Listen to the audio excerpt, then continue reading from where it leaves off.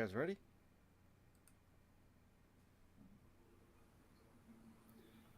Welcome back, We practiced this off air. Damn We're it. supposed to do it all in unison. Shit. We've rehearsed this like for the past half hour, boys. God damn it.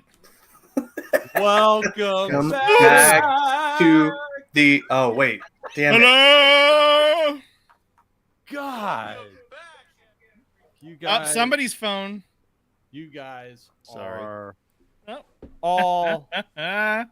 Welcome back to the podcast, everybody. We did not practice any of this. Just giving these guys a hard time because we haven't talked sports in a week. Yep. I'm ready to talk sports. Mhm. Everybody shuffle on in. Get your tickets. Front row is open. I see the people watching, they're funneling in. It's the splash zone. Yeah. So it's gonna be fun. We got Tim on the old ones and twos. Yeah. How are you, sir? I'm doing good. Yeah. All right. Good week. Everything's good in Timland.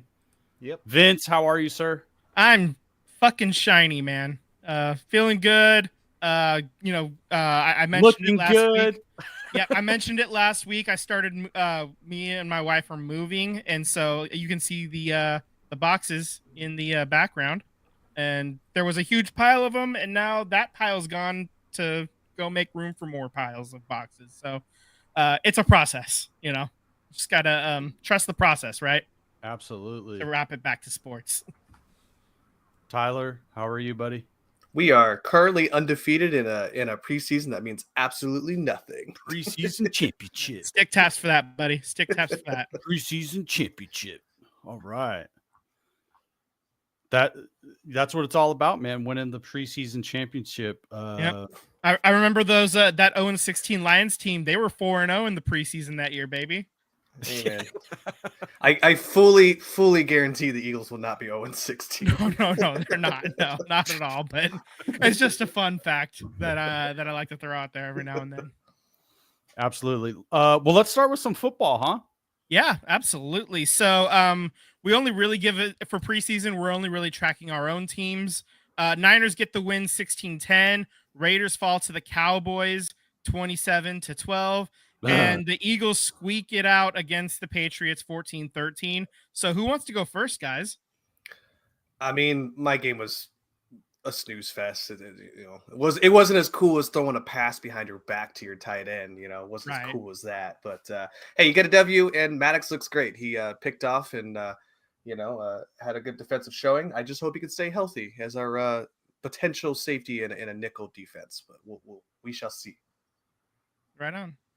All right, so I'll just jump in real quick on the Niners. Brock Purdy didn't look all that great, but also he had none of his playmakers up to and including the guy calling the plays. Kyle Shanahan sent off those duties to somebody else, so it was literally just Brock and nobody else. He didn't even have his left tackle either because Trent Williams is still holding out. We'll talk about Brandon Ayuk in a little bit, but part of me is wondering, did Brock even need to be out there? I mean, if you're not going to have any of his playmakers out there with him, Kittle was doing interviews on the sideline. Debo was, not dressed up either. And obviously Brandon Ayuk's situation, Christian McCaffrey's, they're not playing him at all because he had a little calf tweak. So, just if everybody else is getting rest, why bother with Brock? I mean, Right. At least for this week. I do want to see some of these guys at least strap it on a little bit next week, get the chin strap going. I just hit my mic like a professional there. But yeah, so I don't know, man. You know how in some games it's a coach's decision? I fully believe that this was a Brock's decision because he just wanted to get some rep in. There's no reason for him to be there. I could see that. I mean, he was gone, after a couple of drives anyway. So, no harm, no foul. Just stay healthy, buddy. Yeah. Because the more the more Josh Dobbs looked all right. I mean, he's a backup quarterback, the Pastronaut, but he's capable of winning a couple of games. But the more game tape that people get on him, the worse he becomes. So I don't want I don't want to risk that for more than, one game, and that one game being week 18 when the Niners already have the number 1 seed clinched up. That's the only time I want to see Josh Dobbs this season. So, Absolutely. So yeah, all right, Sam, let's talk about the Raiders real quick. What did you like? What did you not like? I think overall the game against the Cowboys was just it was just unimpressive. I did see some good things. So I think overall, I thought the O-line played pretty well throughout the game. They have been playing without their starting left tackle, Colton Miller. Jackson Powers Johnson, who was a second-round draft pick, looks like he could be a person that's going to be competing for a starting job. They've been playing without him. But I think overall as a unit, they played pretty good. So I thought that was quality. It was really the quarterbacks. None of the quarterbacks really took the job, right? Like that's the problem. Gardner Minshew's named the starter over last year's starter, Aiden O'Connell. I think with Aiden, the pick 6 is what really did it in. And I think coming into the third quarter, you're down by a point. Your playmakers, the O-line, it's actually giving you an opportunity to make plays. And if you go down the field, get a touchdown, that's like a regular season environment where you come into a pressure situation, doesn't matter what happened behind you, go in, drive down the field and get a touchdown. And that's what the backup is expected to do. And he didn't do that. And I also think Aiden didn't dominate the Cowboys backups. If he's a legit starter, he should have. I think what the Raiders were expecting is him to dominate, and he hasn't really done that. That's kind of disappointing. But to defend Aiden O'Connell a little bit, it's his second year. Last year, he goes through Josh McDaniels. He gets fired. Hargreaves is announced as the offensive coordinator. So now he has to pick up that offense. And now he's picking up Luke Getsy's offense. He was a 4th-round pick for a reason. It's not to say that he doesn't have a future in the NFL or can't be a really good quarterback. I just think the thing is you can bench Gardner Minshew.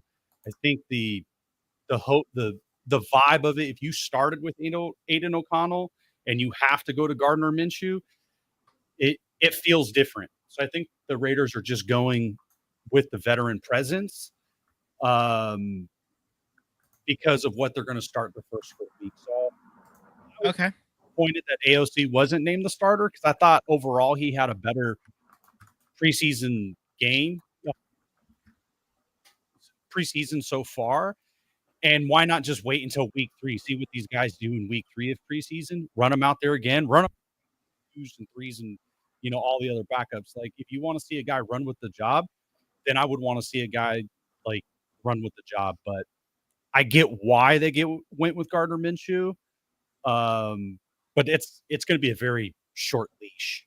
Oh, yeah, and you want to know how short that leash is? I'm looking at the Raiders' schedule right now. You open up at the Chargers, then you go to the Ravens again, and then you come home to play the Panthers, and then you get the Browns at home as well. So 3 of those first 4 games, you could be looking at 1-3.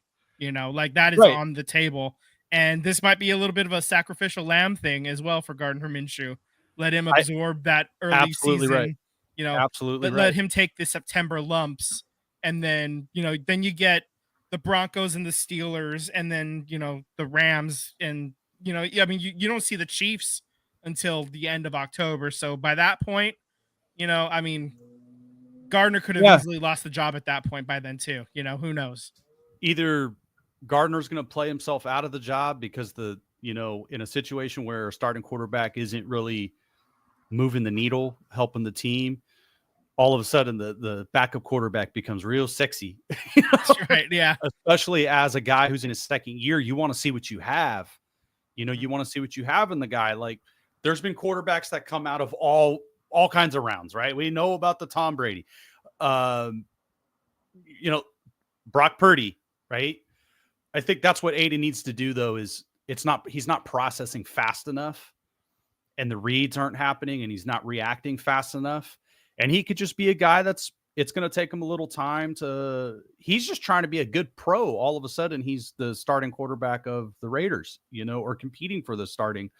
and you got Devontae Adams and a Hall of Fame wide receiver, and you got a franchise trying to just be competitive and in a big market, big TV market. The Raiders have a lot of primetime games, since they've been in Las Vegas. So there's a lot of on them. So I think it's exactly like you said, Vince. He's going to have an opportunity. Yeah, absolutely. All right. Speaking of somebody, looking for a new opportunity, maybe Brandon Ayuk. Let's just cover the situation. All these alerts that I got since we last recorded. Last Tuesday at 10:45 a.m., Pittsburgh and San Francisco have a trade deal in place, and Pittsburgh says they can do a long-term deal for Ayuk. San Francisco also has a long-term deal on the table for Brandon Ayuk to stay, and we're in the end game now. I said that in the notes Tuesday morning, and here we are Friday. Let's move on to Friday at 1:30 p.m. Deebo Samuel injected himself after being asked about it. He dismissed a question basically saying BA is going to be part of this team, so we don't have to worry about that. So that gave me a little bit of like, oh, maybe he knows something. They're teammates. They're both in the wide receiver room. And then 2 hours later, the Niners and Ayuk are close to a deal. He wants adjustments to the fourth year of a potential extension. He wants the money on the fourth year for the non-guaranteed. He wants that different. So, that was interesting. And then earlier today at about 12:45, the Steelers contract offer was rumored to be less than $28 million a year, which pushed it back toward what the Niners were offering, which in turn led Brandon Ayuk back to the negotiating table in the first place. So we're still kind of here. And then just before we went on about an hour ago, the Steelers were looking to trade a second-round pick and other picks, but no players for this possible trade. So, I mean, we're still sitting here with our thumbs up our ass, like wondering what the hell's going on. Yeah, man. I mean, I keep seeing these updates. It's a drama TV show, and unfortunately, I'm kind of tired of it, man. I want to be over now. It's not prestige TV either. This isn't HBO Sunday night. This is fucking Bravo on Tuesday. Like, this is not. It's Jerry Springer now. It's almost. One other note though for the Niners though is Talanoa Hufanga. He has been cleared to return to practice officially and go all in. And if it all goes well, he will be able to play in week 1. So I am pumped to get an immensely talented safety back to help with the back end. And I'm super excited. I'm glad Hufanga is coming back. Let's go. As for other teams and other news in the NFL, Minnesota quarterback JJ McCarthy tore his meniscus, and he's going to be out for the entirety of 2024.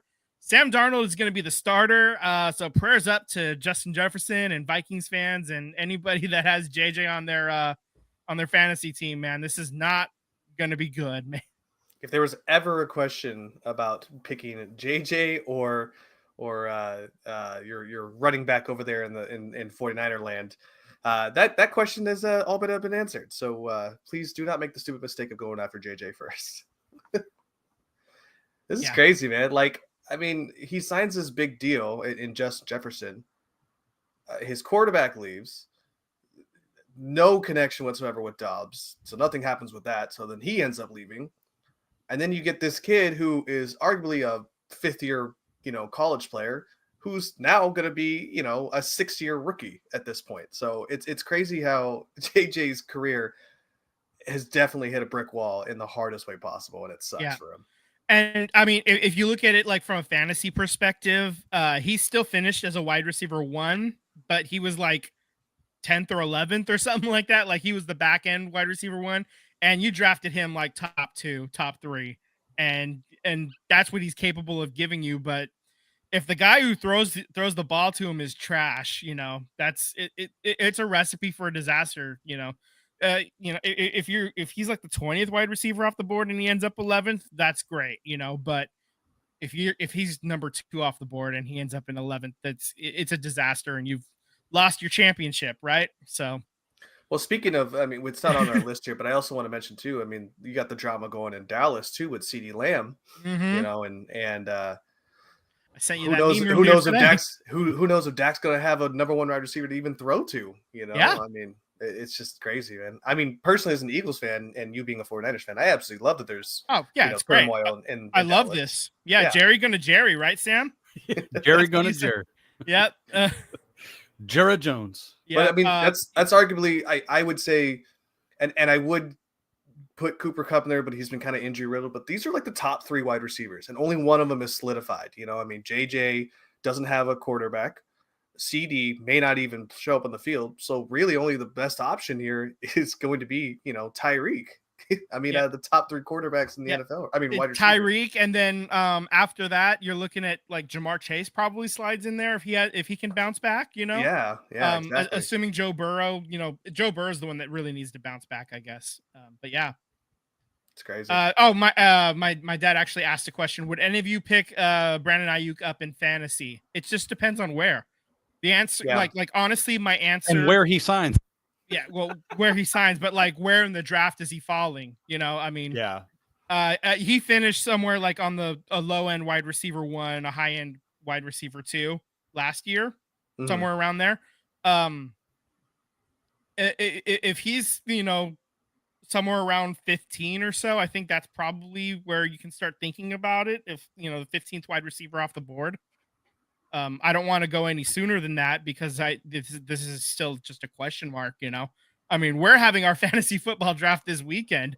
Yeah. After the games are done on this coming weekend. So these are questions that need to be answered, right? And this contract situation is just scary.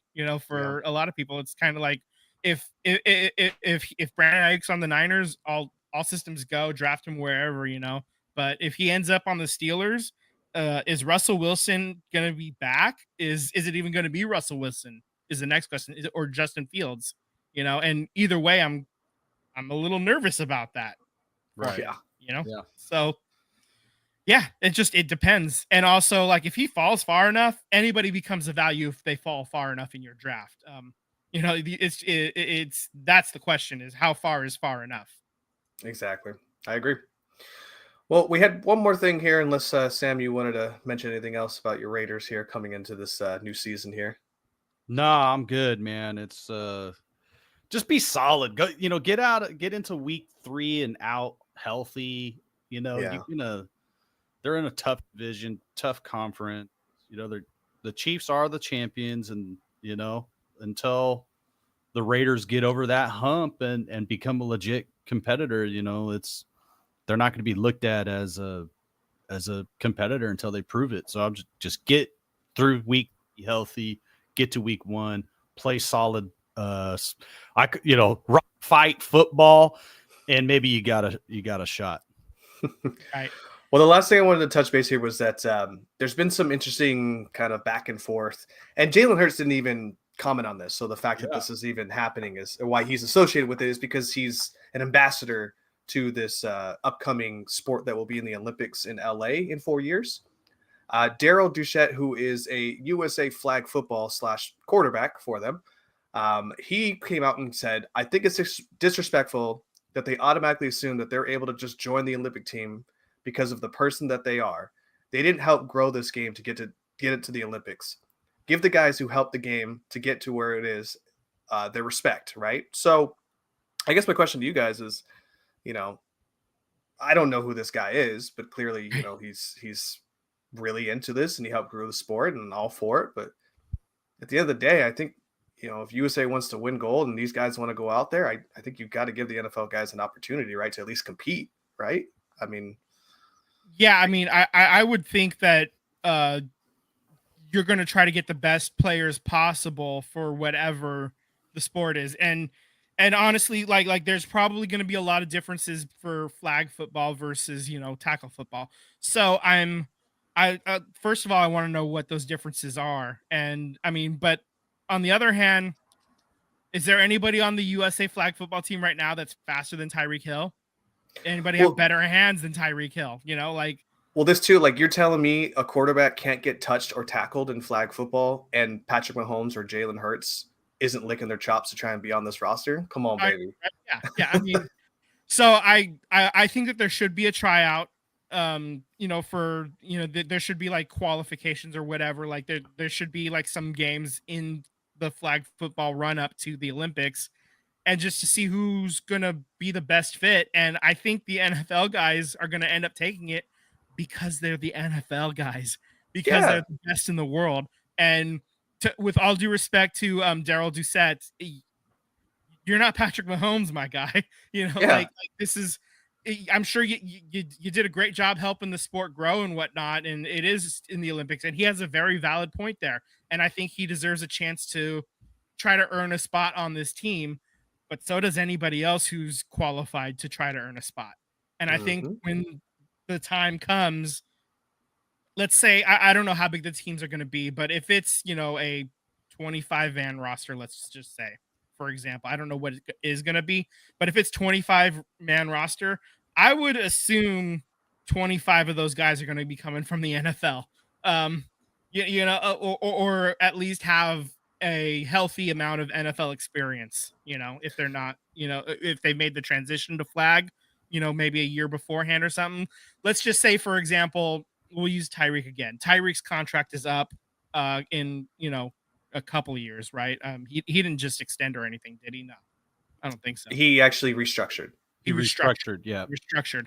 So let's just say if his contract is up before 2027 and he decides he's done with the NFL, but he still stays in shape, and then he auditions, auditions, fucking play, tries out for the flag football team. I would think that Tyreek Hill would make it, even if he wasn't an active NFL player, for example. Right. So, I just go ahead, Tim. I think the messed up part, I think where dude is coming from is he's probably a guy that's been truly an ambassador of the game. He's been playing games. He's writing, working with his team, getting the forms, sitting in on the meetings, like doing all of the legwork to advance flag football and get it to an Olympic thing. So I think what he feels is, a little carpet being tugged out from underneath him, because I think, he has no shot against Patrick Mahomes as the starting quarterback of the U.S. flag football team. Yeah. No one. I mean, shit, you could probably put Tom Brady on the Olympic team and he's going to shred, he's going to right now, Tom Brady. Guys. Yeah, exactly. Yeah, like, I'd take him in 4 years. Like, he might shred these guys. But so I think, like, the way I feel like it's probably going to be an event that returns and stays. So I feel like for the maiden voyage, I feel like I wouldn't mind the amateur team giving it a shot, see where you're at, because that's what happened in the NBA, right? Remember the college kids took over they sucked. It was what 88. That team just right, tanked, and but then in 92 we got dream the dream team, and then remember they did that again not too long ago. We lost to Argentina. No, it was like 2004, and it was like Argentina, right? Somebody won the Olympics, and then here comes LeBron. Here comes Carmelo. Here's Kobe. Yeah. And it was the Redeem team. Remember that? Yep. So haven't lost since. Is the Olympics, there's a lot of college amateur Americans that compete in the Olympics. And then you got the NBA team that are like the best of the world. So I think with flag football, you got to ask yourself, are we watching the best of the best in the world? I guess my question is that, like, or at least my thought about this is that, USA got absolutely demolished versus Japan in football with pads, right? That whole thing that happened, that we didn't even know there was a national USA football team and they lost to Japan, right? I think if you go out there in flag football and we absolutely get demolished on a national stage of the Olympics, I don't think the sport comes back to the Olympics again. I don't think people are interested. But I think you send the best of the best out there, you get people tuning in, like, oh, this is a chance I get to see, these guys play on a different stage other than the NFL. I think you have a chance of making that sport survive. Not to say that it won't survive on its own past the Olympics. I just don't think it will make another Olympics if you do not shell out the best out there. Yeah, if NFL guys play, they're getting smoked, dude. like Yeah. 40-0. I mean, we could see some like I would even dare to say like some other NFL guys that have like heritage outside, even though they're American citizens, if they have heritage with other countries, Yep. like their grandmother That's a very good was in point. Spain or something.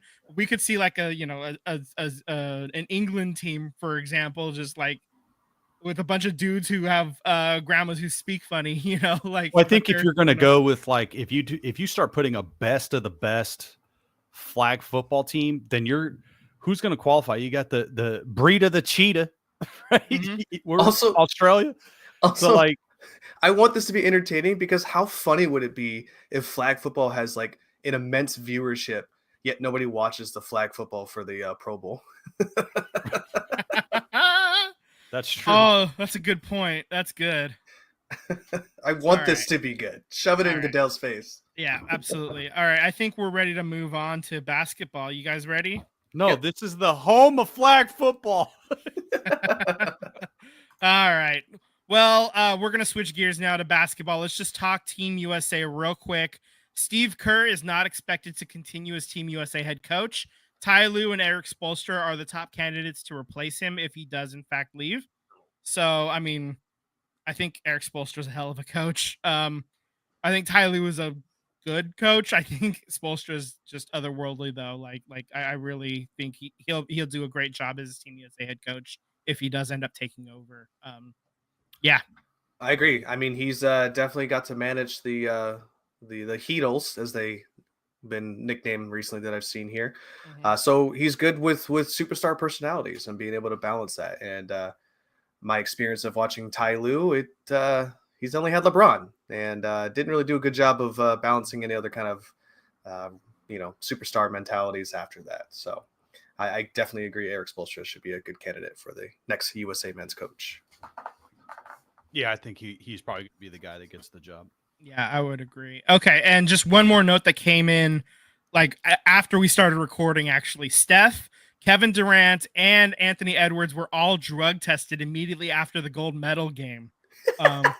So after the Sky fucker fucked the Sky against France, they're like, no, he had to have been cheating. It's chemicals or something. And then, but nope, he's clean and he gets to keep his gold medal. And fuck you, France. What could he have been doing to doping? Is that what they were trying to catch him? Yeah, on? I mean, they do random drug testing during the Olympics for these team sport. Well, for everybody, but like the team sports, it's like they don't drug test everybody all after every game. They pick and choose. So it was Steph really, after those 4 threes in the last 2 minutes. Tested? It was Steph, it was Katie, and it was Ant Edwards. Anthony Edwards. Anthony Edwards was like, I wasn't even a part of the gold medal game. I scored 2 points. Oh man. I saw that and I was like, oh, I better type this in real quick. I want to make sure I say this. That's funny, that's man. Hilarious. All right, I hope Steph handed to him and be like, this is gold piss right here, baby. Yeah. That's right. Also, too, it's not on here, but I do want to point out that Steve Kerr announced that the Warriors, following the last day of media, which is September 30th, if I believe correctly, the team will then be boarding the plane to stay in Hawaii for the BYU, classic game that they have going on in Hawaii, and they're going to be staying in Oahu as a team building event because a lot of them feel that it's going to be the ushering of the guards because Steph's got 2 years, Clay's got 2. I'm sorry. Steph's got 2 years, Kerr's got 2 years, Draymond's got 2 years left. And so they kind of felt like this is a time to grow and bond the team, knowing that the younger guard will be taken over eventually. And I just think it's a great excuse to tell your boss that I just want an all-inclusive paid trip to Hawaii and, you flip the dime. All right. That's what I would do. Worst things have happened, right? Worst things have happened. And they're going to be going at probably a pretty good time, I would think, end of September. Yeah, it's excellent time. It's not going to be boiling hot, Yep. Nice and warm, nice and toasty. Yeah. So the other thing that they said too was that they're doing it more or less for the last of the trio. So Dre and Steph, and then now Kerr, if you're adding that into it as kind of a coping method. And Looney. And Looney, yeah. Don't forget about him. I know he's the the fourth member everyone forgets. But I think they're doing it as a coping method too, for the fact that Clay's not going to show up to spring training, and I think that hasn't hit them yet. And I think what it does is going to be like or training oh, camp, Mm-hmm. spring training. So. Okay, so I mean, let's just talk. They released the NBA schedule on Thursday, so we're gonna do overall highlights, and then I found some interesting stuff about the Warriors specifically. We'll talk about that after, but just overall to start, the season is gonna start on October 22nd. The NBA Cup is gonna begin on November 12th. The semifinals are going to be December 14th, and the finals, the championship for the NBA Cup, are going to be December 17th, and those are both going to be in Las Vegas. The NBA trade deadline is going to be February 6th at noon Pacific time. All-Star Weekend is going to be a few days later, February 14th to 16th. Final day of regular season is April 13th. NBA play-in tournament is going to be the few days after that, the 15th to the 18th. And then the playoffs themselves begin April 19th. And then depending on how the playoffs go, that's when like the official schedule will be set for the finals after that. So let's talk the Warriors specifically. They're going to be 36 of their games are going to be on the national schedule. There's going to be 10 on TNT, 9 on ESPN, 5 on ABC, and then 12 on NBA TV. So those NBA TV ones are also definitely going to be like the local guys as well. I would think they're not going to be exclusive, Yeah. So that's good. That's interesting. If you happen to live outside of the area where the Warriors market is, but you still want to see them, you get to see almost half of their games, man. I mean, so plenty of Warriors to be seen if you have just regular old cable and not Right. having to get League Pass or anything. So the season opener is going to be at Portland for the Warriors on the 23rd of October. Clay's return is November 12th. That's actually the opening game of the NBA Cup as well. So then the Christmas game is going to be against the Lakers at home at 5 p.m. That's another one of those nationally televised games. MLK Day game, Monday, January 20th versus Boston at 2 p.m. I did notice there's a few long road trips. So the longest road trip is 7 games from in February from the 5th to the 21st. 6 of those games are going to be before the All-Star break, and then 1 after the break as well. So it's a long time there before you hit the All-Star break. So there's also going to be a 6-gamer and 2 5-game road trips as well. As far as homestands go, there's a 7-game homestand in March. That's nice. March 8th to the 20th. And then twice in the schedule, there's 8 home games in 9, including 6 in a row. So that's huge chunks of time at home as well. December 23rd to January 7th. There's 6 in a row home games, and then you go on the road to the Clippers, and then you come back home for 2 more. So not a very far road trip at all. So that's a nice home stretch. And then again later in January, the 18th to February 3rd, you have the 6 in a row at home, and then 1 more road game to Sacramento. So like again, you don't even hop on a plane for that one. That's that one's nice. That's going to be 2 really nice, chunks of time at home, and a 7-game homestand on top of that as well. So I read a lot something of perks, man. I read something that this is the first time since 2016 that the Warriors will not be the closing game on Christmas Day. So at least we get to watch them early. We don't have to, stay up till like 9 o'clock. Boo-hoo for us. I know, right? It's the hard knock life, right? Okay. I like that these stretch of home games are like kind of closer toward, or at least the last one there, I should say, the 7-game homestand like kind of closer towards the end of the season. I think that's super beneficial as opposed to last year we were on the road towards the end there. So, and then the year before that where we basically won 1 road game, it seemed like. Jesus Christ, I think we won 11 or 10, something like that. Yeah, that ridiculous. It was rough. Oh, I like it. It's a good schedule so far. Yeah, I mean, I didn't go into the nitty gritty of like super specific, like 3 games in 4 days. I didn't look at any of that kind of stuff. I just wanted to see, home stands, just get a big picture. What are we looking at? High level 30,000 feet up. So where do you think they end up at, like seating wise? Where do you? I think that this is probably like 45, 50 wins, which is play-in tournament. I think that's probably what we're looking at right now, unless something happens that I don't see coming. Yeah, so 46 wins last year got them into the play-in. Right. So yeah, I would agree 45, 46. As this roster is constructed right now, yeah, 45, 46. Yeah. Yeah, I mean you're losing the veteran leadership of Clay, but you're also gaining the lack of you're gaining not having Clay being inconsistent in the lineup as well. Mm-hmm. So I agree. I think that's probably a lateral move. I mean, So, and if the young guys take a leap forward, maybe they hit 50 wins or 52 wins even. Like, I mean, if that's things kind of where really I'm break at. our way, like things, Yeah, we need things to break our way a little bit to get there. But I mean, it's possible. It's absolutely possible. It's like there's a universe where that happens, and it could be this one.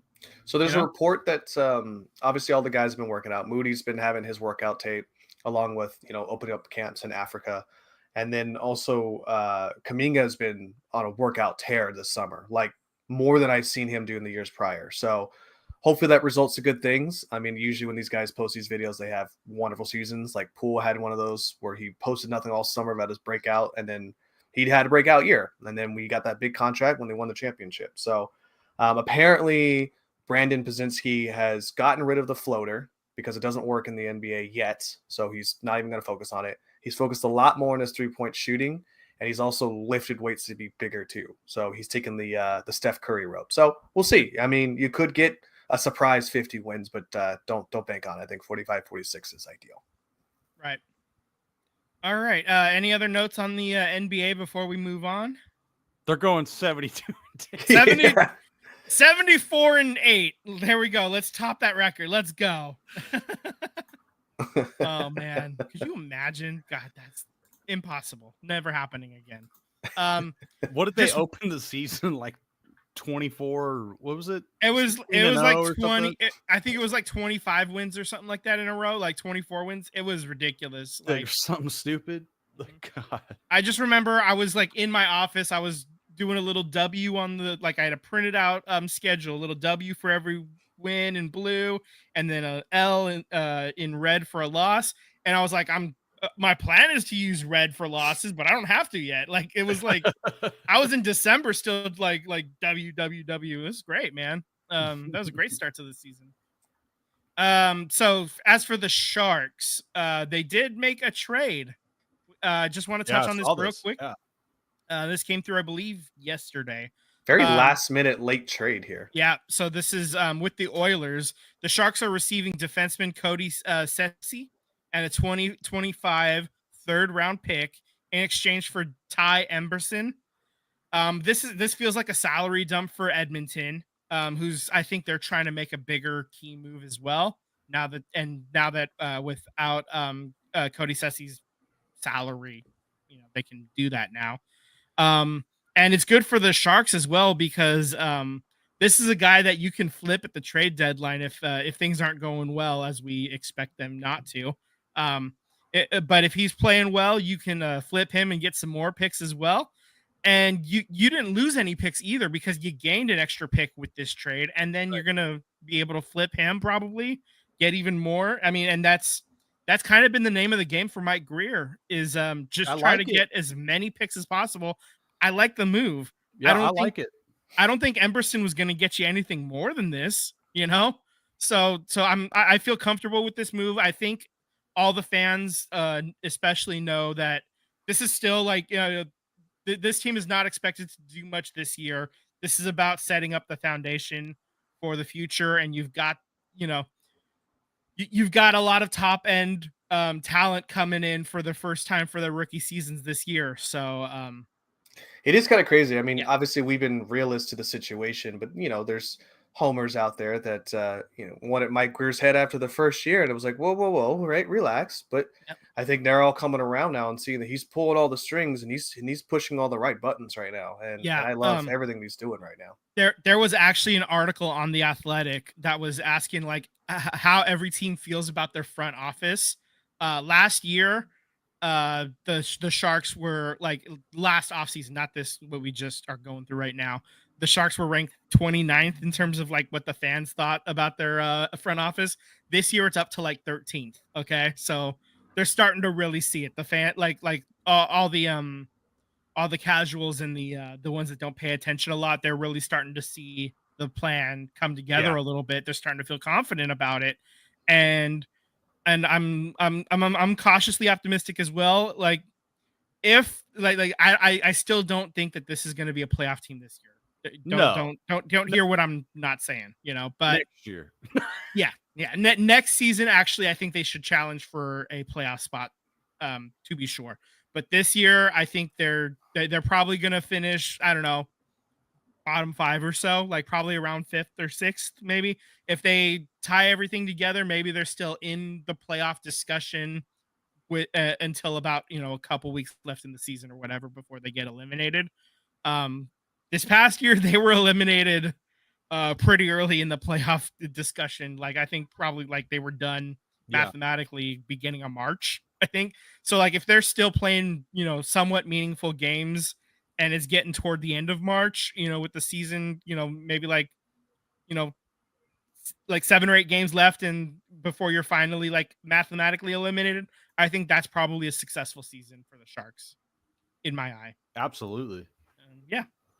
And I don't want to see any like 10-1 losses, 10 and then 10 followed up with a 10-2 loss the next day. I was game. like, you don't want a record breaking again? I don't want that. If they're losing games 4-3 or 2-1, so be it. If they're, just make it a fight, and that's kind of what we did not see, especially at the end there. Like it's just the team just didn't have any fight left in them. They weren't that good to begin with, and then they just couldn't keep it interesting either. So yeah, now's the time though. Now's the time. Flip the script, make it interesting. If you still lose, that's fine. But well, I mean, also too cautiously optimistic because we have a coach that isn't really proven yet. So we're yet to see what that's going to happen too. We don't know what that's going to look like. With him behind the reins of this whole entire stallion here, but we'll see. All right. Go Sharks. Go Sharks. All right. Let's talk soccer. Let's go across the ocean onto the pitch. Let's talk Wrexham real quick. What happened, Ty? Bolton actually scored the first goal. I know that this seems odd given the next opponent that they played, but scored the first goal for Wrexham to put them up 1-0 against Sheffield in their EFL or the Carbacoa, Carboa, whatever the hell cup it is, whatever they name it. Caribou Cup. Caribou, whatever the heck it is now. It's the one that they don't really give a shit about because it's only for European football teams from, EFL 2 upwards. Championship and Premier doesn't even play in it. So, I'm sorry, Premier players don't even play in it. So, means nothing to them. Right. But they ended up losing 4-2. A fight broke out at the end. That was probably the most entertaining thing, the whole entire thing. Players have been adjudicated and have gotten their fines from the cup. So that's fun. And then we go back to regular season game, and we were tied for first. And after last Sunday, we are no longer tied for first, but we didn't lose a game yet. So that's a plus side. We go 0-0 against Bolton. The most prolific thing about this whole entire game is we have a goalie, and we've had one last year, and damn it, he made another amazing stop in the 47th minute. And man, I'm just happy to have a top tier type of goalie on this team, given the fact of how I said last week that this has been kind of a poor showing defensively from Wrexham, and I hope they turn around and figure it out. And there was plenty of chances for Bolton to score on Sunday, and they didn't. So shout out to our goalie there. Shout out to Wrexham holding fast onto it. But their current standings are 1-1, no losses, 4 points, in 8th place in the EFL 1. Next match is against Reading, and super excited for it. These games are also available on Paramount Plus, I believe. Paramount. It's Paramount. So you could watch these games, or you could recap them if you want to watch them. You're not stuck to having to pay for that crappy service that the EFL 2 had. So that's also a plus here. But yeah.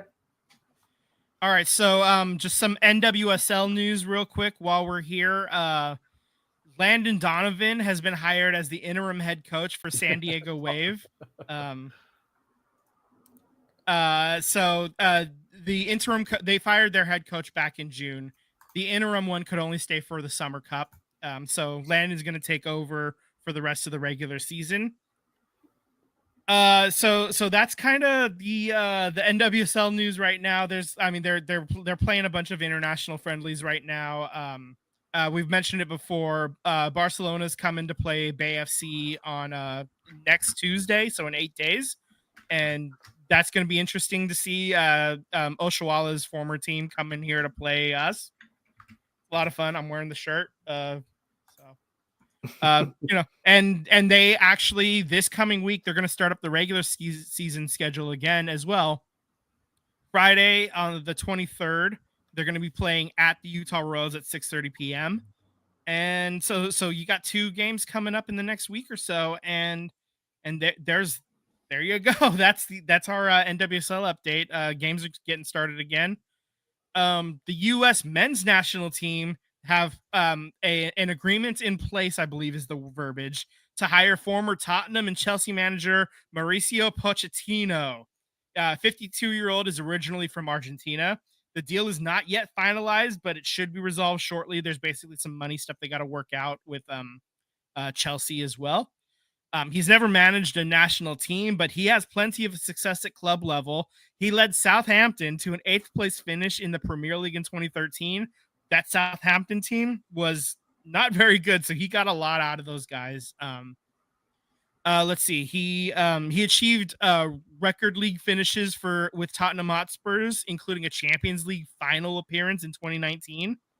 He was coaching also with Paris Saint-Germain. He got a League One title there. And then he led Chelsea to a 6th place finish and a European qualification before departing at the end of this past season. And that Chelsea team started off like shit. And then he was able to turn it around and they were able to rally and get it up to 6th place. So he honestly, I'm excited. This is the most high profile coach that they've hired since Jurgen Klinsmann, man. I mean, I'm stoked. This is good. This is a great move. I was looking for something like this. And I'm just glad that he's willing to take the job. And in 2 years, we got the World Cup here. And this is the kind of hire that you need to make if you want to make some noise when you're hosting a massive World Cup. This Absolutely. is great. You know, I'm hyped for this move. This is, I'm so excited, man. I can't put it into words. I've been looking for a big splashy hire for a long time for U.S. men's national team. I've said it before. I had enough of the MLS coaches. They just can't do it on the world stage, man. Yeah. And here we go. We got somebody with international. He's worldwide, baby. Let's go. Mr. Worldwide. Mr. Worldwide. Dale. Let's go. He's a very defensive-minded coach. Something that I think that Team USA, I think, has the players to excel at that, but never really tapped into it. They played more of a balanced offense, trying to quickly get back on counters, given the fast wings. I think he's going to bring something defensively that Team USA has never seen. You know, I don't even think Klinsmann, Jurgen was like this. Jurgen was more of a frontline, middle, line type of coach. So yeah, a little more offensive minded. Yeah. Yeah. So, I'm excited for it. I really hope, we could get the players to buy into his coaching style quickly, and we can kind of see these in some friendly matches and kind of see what we're going to be looking at in about 4 years. They just announced, I think, a friendly in October as well. Yes. They've got like 3 or 4 friendlies coming up. I think it's going against Puerto Rico, I think, is who they're playing against. I think. I just saw it flash across my screen real quick, but yeah. Yeah, this is a big move, man, and I'm excited for it. I hope. You said that basically Jurgen was the biggest head coach since then, and God, man, we needed this. We really needed a departure from what we had previously. I mean, it's just was god awful. Yeah. So, and the new coach, he's a big fan of Ted Lasso. Total football, the 4 principles: conditioning, versatility, awareness, and belief. he was actually He was actually sitting at a TGIF when he came up with his own soccer plan too. Right. Yeah. And it wasn't so much a barbecue induced, like haze flashback, whatever. It was, it was hot sauce induced actually. Instead, so that's good. Yeah. If you could, soccer fan or not, go watch Ted Lasso. Great. So good, man. It's so good. The U.S. women's national team moved up to number 1 in the FIFA World Rankings. Damn. Perhaps dropping us to 5 just before the Olympics. Maybe a little short-sighted. Maybe a little bit. So I just want to go rip through these real quick. The rest of the top 10 is remaining the same, but there is a lot of changes within that. So USA was number 1, was 5. They're now number 1. England was 3rd. They're now number 2. Spain was the number 1 team. They fall to number 3 after losing the bronze medal match. Germany stayed flat at 4. Sweden was 6. They are now 5th. Canada was 8th. They move up to 6th. Japan stays level at 7. Brazil moves from 9th to 8th. North Korea was 10th. They are now 9. And the team that was number 2, they fall all the way to 10. That is France. They just had an abysmal showing at their own Olympics, man, and so they got punished for it. The next, I'm sorry, North Korea. North Korea, that is correct. Yeah. Okay. Yeah. This is FIFA's rankings, not my rankings. Don't come up my road. This is I lifted it from the site. So the next update is going to happen right before Christmas on December 19th. So just keep winning your international friendlies that happen, ladies, and they'll keep holding on to the number 1 spot, I would imagine, for at least a little bit. I have a lot of holes I want to poke into this list here. Yeah. How is England moving up, yet Japan and Brazil don't move up? Brazil did move up. They moved up from 9th to 8th. There is some formula. So it's like a point system. It's not just guys voting. It's like they have some curriculum for like points, like, whether you won games, how much you won them by, performance in those games. There is a formula that happens. I don't know the exact formula or anything like that, but Brazil did move up a little bit. Japan was level though, and Germany was level. England moved up in part because they didn't lose any games because they weren't at the World Cup. They kind of stayed where they were at. And like I said, France really is the reason why England moved up, because France fell from 2 to 10. And then Spain losing not even getting to the gold medal match and then losing the bronze medal match. That's why they fell from 1 to 3. How is North Korea on this list? How are they even allowed to compete? Well, they have a team. I mean, they're allowed to compete. They play international friendlies and stuff like that. They've qualified for World Cups and Olympics in the past. They didn't participate in this Olympics, but it's part of the program. They are allowed to compete. There's, you'd have to talk to somebody higher up in FIFA than me to understand why, but they're there. That is so interesting. Like I'm ready to see the documentary on the North Korean soccer team right now. Like I want to learn so much about this right now. It's very interesting. For another episode. Yeah, Pops chimed in. Number 1, where we belong. That's right. Fucking right. Okay. Anything else about this list? Sam, you said something, but I didn't hear it. I muted myself because the dogs were barking. North Macedonia with the biggest drop of 8 spots. North Macedonia. Yep. Powerhouse. No. Okay. So, there is your update of the World Cup of the FIFA World Rankings for the women's teams.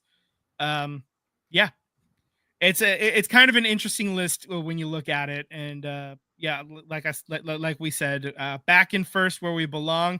And I just love that stat that I recited last time, where after a World Cup loss, Team USA has always won gold. They've never not won the World Cup and then also not won the Olympics in the same span. Yeah. So if you stick with the team long enough, you're gonna get a championship of some kind at an international level, either a World Cup or an Olympic gold medal, occasionally both. Well, we're getting towards the time here, so I want to move on to this John Fisher thing and give you guys enough time here. But Right. explain to me what Obviously, it's what time is it, guys? It is fuck John Fisher Fuck o'clock, John baby. Fisher. Alrighty. I don't know if you had any news or updates. I just we just have No, to no, stay on it's a just weekly I just leave basis. it in the doc. It's just fuck John Fisher. You know. Cool. Um MLB is kicking the tires on a 6-inning minimum for starting pitchers, except for injuries. Pitch counts over 100 and giving up 4+ earned runs would be included. So, Terrible. yeah, yeah. not really a fan of that either. I don't love it. Terrible. I don't love it. I mean, if you told me 5 innings minimum, then I might be on board. But 6, yeah.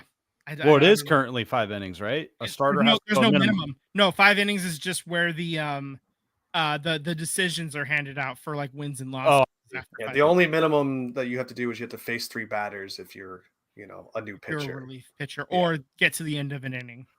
Correct. Oh, so the rule says the starting pitcher has to stay into at least the 6th inning.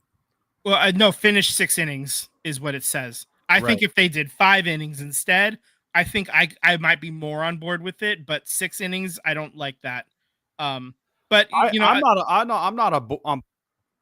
a guy by the 2nd inning is just he stinks. That's not a product that I want to pay and watch. They do have it built-in exceptions for if he's given up 4 or more earned runs, then you can pull them. And then also if there's an injury or if the pitch count is over 100 before the 6th inning, those before the end of the 6th inning. So what's the point of the rule? What are they trying to get rid of? They're trying to make the starting pitcher more of a premier thing like it used to be. Like now it's like guys are pitching just like they're only pitching 4 innings or whatever, and then just turn it over to a long bullpen game. Also too, they're throwing like That's 100+ miles per hour every single time they go out. Like to be a starting pitcher, you literally have to throw above 96 miles per hour or higher to like be a starting pitcher. All these pitchers. So yeah, they're only going 3-4 innings because that's all their arm could do. Yep. I mean, that might be another thing that happens is guys are maybe to compensate, guys start not throwing 100. Maybe they back it down to about, 94 or something. Then we're going to have scores being 20 to 18. We'll see. Yeah, they got to learn to locate then at that point, or, learn to rely on your breaking balls and stuff. So maybe in a way I can see the value of doing this, but I don't like 6 innings. I'd prefer 5. Because 5 innings is where the decision is, and I think there's a little bit more symmetry there. Not to give MLB the any ideas here, but maybe they limit how many times they throw a fastball, huh? Let's just add another rule to it. Actually, I think you want to limit the breaking balls. I think that's as part of it as much it's too. Like the sliders. It's the sliders and curveballs and sinkers, those games. A lot of the games, in the 70s and 80s, it was a lot higher fastball and changeup usage. As opposed to breaking ball usage. That's it. I'm getting the son, and I'm teaching him how to throw underhand, and he's gonna make it into the MLB. Yeah. Okay. Submarine pitchers, here we come. All right. So that was it for our baseball note. Let's just talk real quick. Olympics. The Paralympics are coming as well. I just wanted to make note of that. They're going to start next Wednesday on August 28th. And then they will continue through September 8th. And those are also in Paris. So that's something to keep in mind for when in 4 years when they're in LA. You're going to have the Olympics, and then you got the Paralympics like right after. So if you think it's all done once, the Olympics are done, so there's still going to be a lot of chaos happening in LA for a couple more weeks after. Speaking of LA, UCLA is going to be the host site for the Olympic Village. I like that because they already have a bunch of dorms because it's a university. They already have cafeterias and shit because it's a university that kids live at. So if you're looking at, trying to use existing infrastructure, this is another like excellent example of how to do that. And I get that there's like some countries that want the the honor of hosting the Olympics or whatever, but like financially they are kind of a boondoggle for a lot of these cities that can't really afford it, and countries that can't afford it unless the infrastructure already exists. And so that's why I think LA makes a lot of sense, and they are building out a lot of the transportation as well to make it public transit accessible for everything. Um, LA has already been doing this for a decade already. Basically, they've been building out their subway system, and it's going to continue. And the idea is to have a no car Olympics in 2028. That's their goal. I don't know if they're going to quite get there, but they're going to the idea of having everything accessible by public transit. I like that, man. Yeah, It worked so in Paris for the most part, and I think London as well in 2012. They were able to do that, and I think LA is trying to use that as a model. Sam, you'll like this. They already have infrastructure, or at least not infrastructure plans, and starting some infrastructure to do public transportation, and that's now just being pushed on the forefront to get that done faster. So Yeah. that's cool. But what I think you'll love is that in the history of the Olympics, LA in 1984 was the only Olympic site and area that was profitable. They made $20 million that year. It's the only Olympics that's ever been profitable ever in the history of Olympics. So their budget this year, or I'm sorry, in 4 years is 6.9 billion. Obviously, I think it's going to exceed, everything's going to go up anyways, inflation, whatever you want to call it. But curious to see if they can generate another profit. I mean, I don't know if they're going to be able to do it, but it should be interesting to see. So I feel like the state of California needs to come together and get in the rotation of hosting the Olympics. Like, you want to be in that rotation, that go-to city, because now we're coming back to Salt Lake.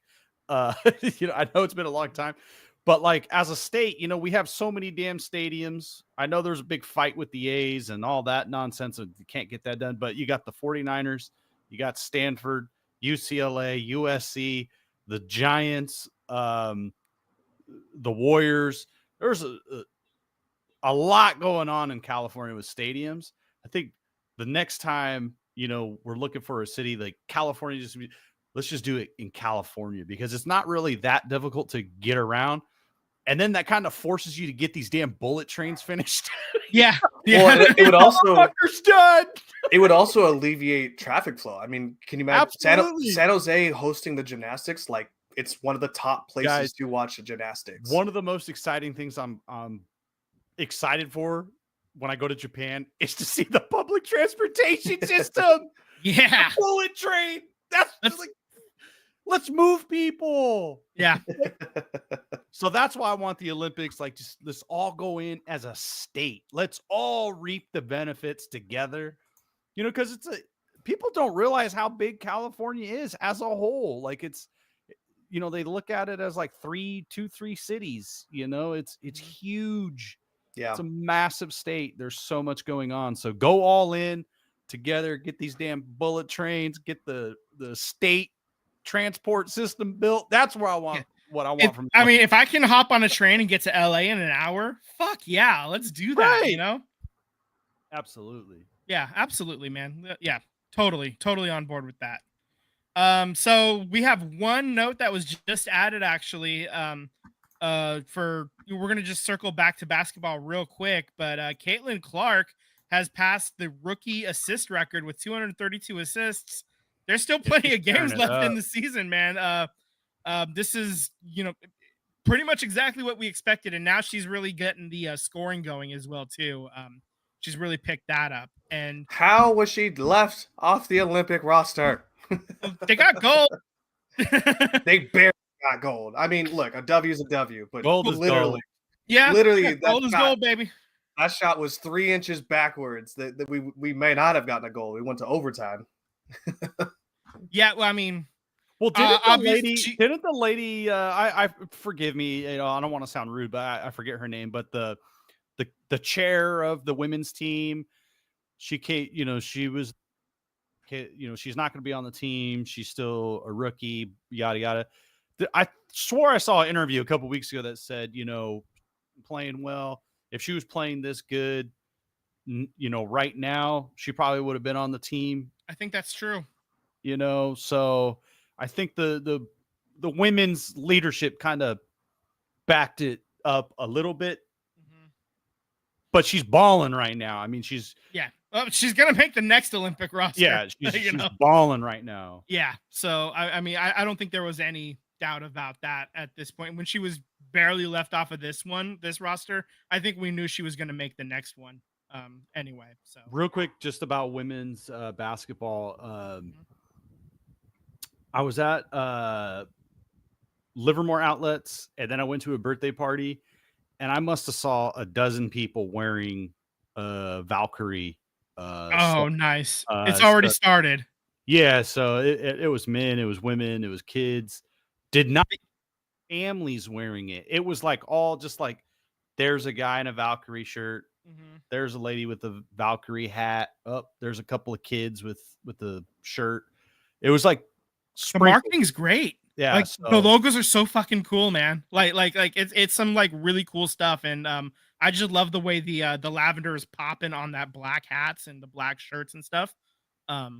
Yeah, so it looks good. Are they gonna get a lottery pick, or how does that? They're gonna get a lottery pick. They're gonna get an expansion draft, and then they'll be. I think they'll pick first overall. I would imagine. I mean, I don't know that that's necessarily like locked in, but as far as I know, like expansion teams usually get the first choice in the WNBA drafts. So, do they? Or it's not like hockey where like Utah kind of got the third pick or something like that, or something like that, no, right? Well, Utah was different because Utah was not different because the operation moved. Yeah, they were in Arizona already. They're not an expansion team officially. Okay. They're technically officially an expansion team, but they're like not really. They're just taking over the spot where Arizona formerly was. So it's a little different. Yeah. Gotcha.